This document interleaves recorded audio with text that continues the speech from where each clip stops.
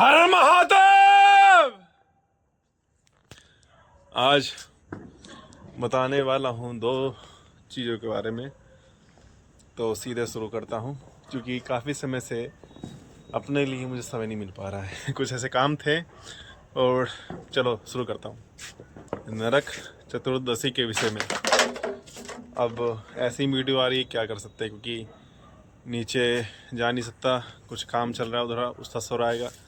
छत पे शांति है लेकिन लाइट नहीं है, लेकिन ऑडियो से आप समझ जाना कहने का मतलब।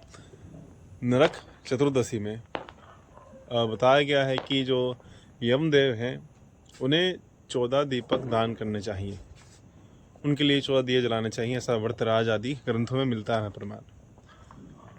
तो इससे उन्हें संतुष्टि प्राप्त होती है, यमदेव इससे मतलब कि खुश होते हैं।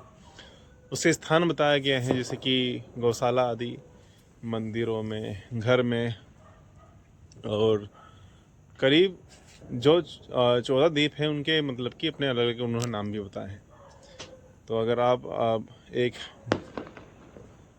व्रतराज आपका PDF मिल जाएगा तो आप वहाँ पे भी देख सकते हैं।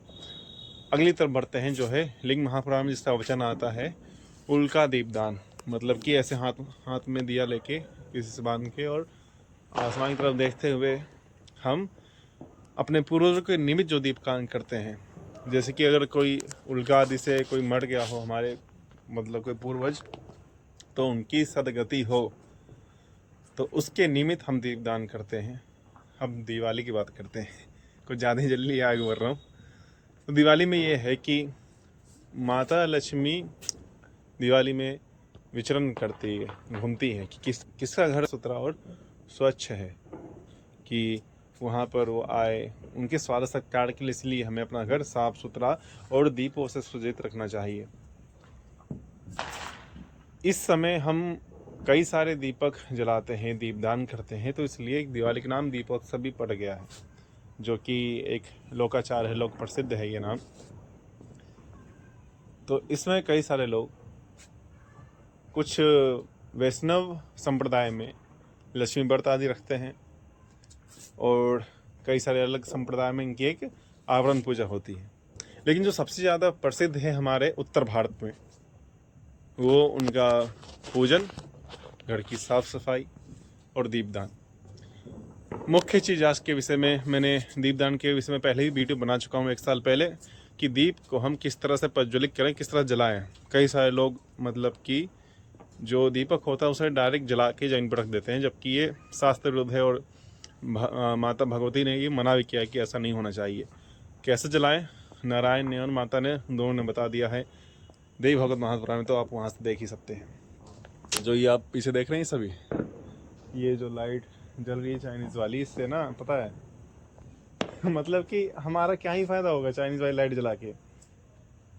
चाइना का ही फ़ायदा होता ज़्यादातर, और यहाँ पे भी मना करने के बाद भी लोगों ने जलाना शुरू कर दिया। इधर ये देखो पीछे मेरे, यहाँ पे मर्जी है उनकी, जलाओ या ना जलाओ वो एक अलग बात है। लेकिन कहने का मतलब ये है कि आप, दिवाली है, दीपोत्सव है, तो प्रयास करिए ज़्यादा से ज़्यादा आप दिया ही जलाएं, दीपक का ही उपयोग करें, क्योंकि जब आप दीपक जलाएंगे तो उसका एक पुण्य फल प्राप्त होगा। और अगर हम कुछ भी किंचित मात्र भी अगर हम जरा सा भी पुण्य कर्म करें, तो उसका बस एक ही अर्थ होना चाहिए कि उससे हमें शिव प्रेम की प्राप्ति हो, शिव की प्राप्ति हो। अगर हमारा किंचित पुण्य भी बचा हो तो वो भी हमें बस शिव के लिए ही हो, हमें वो शिव तक ही ले जाए। इसलिए हमारे मतलब हमारे सारी चेष्टाएं और हमारे सारे पुण्य बस उसी एक उद्देश्य, उसी एक मार्ग के लिए होने चाहिए, कि बस एक मात्र शिव की प्राप्ति करनी है और कुछ नहीं। तो इसीलिए जब भी आप अगर कोई पुण्य कर्म भी करते हैं तो वो सिर्फ और सिर्फ शिव के निमित्त करिए, कि हाँ भगवान शिव इस कर्म से प्रसन्न होंगे, इसलिए मैं ये पुण्य कर्म कर रहा हूँ। इसी के लिए हम जितने भी मतलब कि धर्म अनुरागी हैं वो शास्त्र का पालन करते हैं, क्योंकि शास्त्र साक्षात शिव की आज्ञा है। पीछे आतशबाजी हो रही है, चलो अच्छी बात है, ये होना ही चाहिए, पहले भी हुई कई बार। इसका ही वर्णन आता है अलग अलग जगह पर कि वहाँ व्रतराज में आया था इसके बारे में, आतशबाजी की तरह उल्का को अपने हाथ में लेके उल्का दीपदान करिए। तो अब पढ़ेंगे तो वहाँ मिल जाएगा। अब वीडियो का सारांश सबको बता ही दिया। लास्ट में ये कहना चाहता हूँ कि आप कहीं ना कहीं से मतलब कि दीपों का भी ज़्यादा से ज़्यादा अभी इस्तेमाल करिए, ताकि इससे दो फ़ायदा होगा। पहला फ़ायदा कि दीपदान से आपका पुण्य की प्राप्ति होगी और सदगति होगी। इसकी विधि मैंने पहले बता दी है, अब दोबारा बता देता हूँ कि जब भी आप दिया लेते हैं तो दीपक के नीचे कुछ आसन, फूल, पत्ता या फिर कुछ अक्षत होने चाहिए। उसके ऊपर हम दीपक रखें, ताकि वो जो दोष उत्पन्न होता है डाय जमीन पर रखने से, दीपक को, शंख को, घंटी को, वो दोष ना लगे। तुलसी काष्ठ को भी डाय जमीन पर रख दे तो दोष उत्पन्न होता है, मतलब अपराध होता है माता धरती के प्रति। तो इसलिए हमें इसे सीधा धरती पर ना रख के उसके बीच में कुछ लगा देना चाहिए, कुछ आसन, कुछ पत्र या अक्षत। और दूसरा फ़ायदा, अगर आप दिया लेते हैं तो आप अपना पैसा एक ऐसी जगह दे रहे हैं जिससे कि आपके पैसे से किसी और की भी दिवाली अच्छी हो सकती है।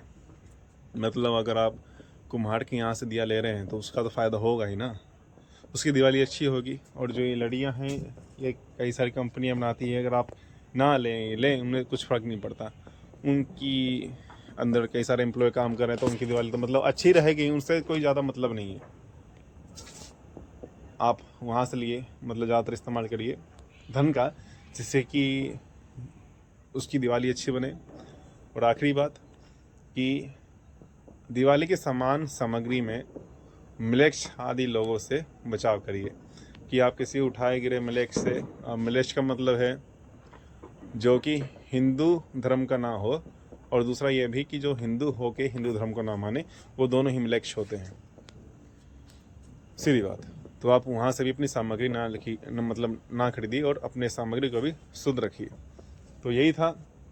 अब छुट्टी है कंपनी की 4 दिन के लिए, तो हो सकता है वीडियो कोशिश करूँगा कि हाँ एक बना लूँ अपनी टाइमलाइन और शेड्यूल कि हाँ कब वीडियो लानी है कब नहीं। तो इस बार अब वीडियो अच्छे से आती रहेगी। आज तो समय नहीं था तो इसलिए छत पे आके अंधेरे में वीडियो रिकॉर्डिंग कर रहा हूँ। फिर मिलते हैं कभी और।